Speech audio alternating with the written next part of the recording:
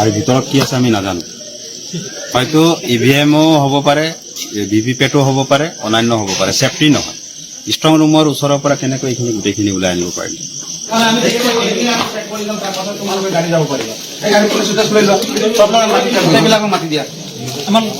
কষ্ট কৰি মেলি পেলাই আমি হেৰি কৰিছো, ইয়াত তেনেকুৱা ধৰণে কৰিলে হ'ব নেকি? এটাও বস্তু নল'বা, আমি নিদিওঁ, কোনে আহক, দিনটো পৰা থাকক, কামত থাকক, কোনোবা থাকক, বস্তু নল'বা ইয়াৰ পৰা। গাড়ী তোমালোকে লৰচৰ নকৰিবা তুমি।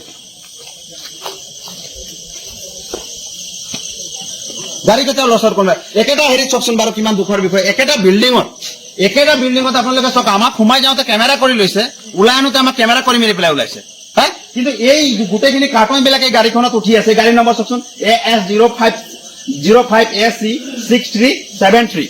এই গাড়ীখনত আকৌ একেটা বিল্ডিঙত য'ত নেকি আমাৰ ষ্ট্ৰং ৰুমত আমাৰ মানে VVPAT আৰু যিটো নেকি EVM থৈছে, তাৰ পৰা কিন্তু কোনো ফুটেজ নাই। আমি গৈ মেলি তাত চাইছো কি আনি আছে আমি এতিয়ালৈকে গম পোৱা নাই। কাৰ্টনৰ গোটেইখিনি ইয়াত আমি বস্তু দেখিবলৈ পাইছো।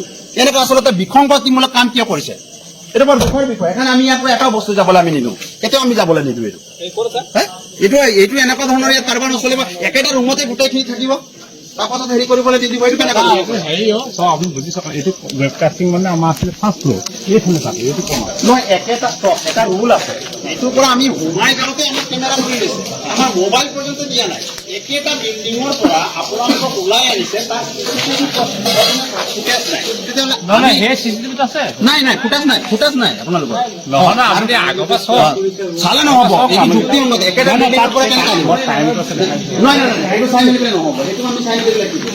একেটা বস্তু তাৰ পৰা উলিয়াই আনিব, ইয়াত কি আছে কি নথকা হৈছে আমি কেনেকৈ গম পাম? মানে ভিতৰৰ পৰা ওলাই অহা ফুটেজটোৱে উঠিছে।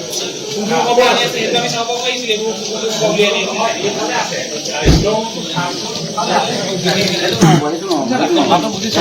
বুজি পেলাই নহয়, আমি ইলেকশ্যন কৰিছো, আমি খৰচ কৰি মেলি পেলাই আমি হেৰি কৰিছো গোটেই। দুখ লগা বিষয় যে য'ত নেকি আমাৰ ষ্ট্ৰং ৰুম আছে, সেই ষ্ট্ৰং ৰুমৰ ওচৰতে আমি দেখিবলৈ পাইছো যে এনেকুৱা ধৰণৰ কাৰ্টুন, আৰু ভিতৰত কি আছে আমি নাজানো। হয়তো EVM-ও হ'ব পাৰে, VVPAT-ও হ'ব পাৰে, অন্যান্য হ'ব পাৰে, চেফটি নহয়। ষ্ট্ৰং ৰুমৰ ওচৰৰ পৰা কেনেকৈ এইখিনি গোটেইখিনি ওলাই আনিব পাৰিম?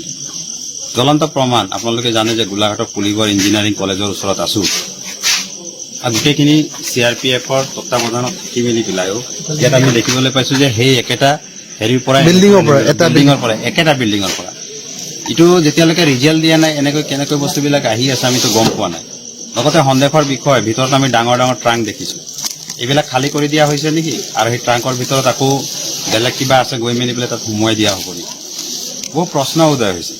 গতিকে ইয়াত যে চেফটি নহয় এই কথাটো স্পষ্ট।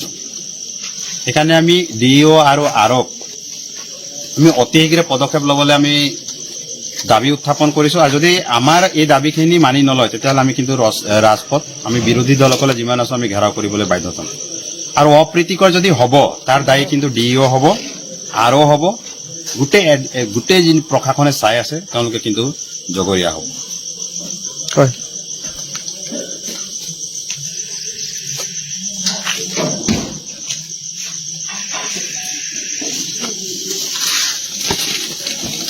নিজৰ প্ৰতিষ্ঠান লৈ আছিলোঁ।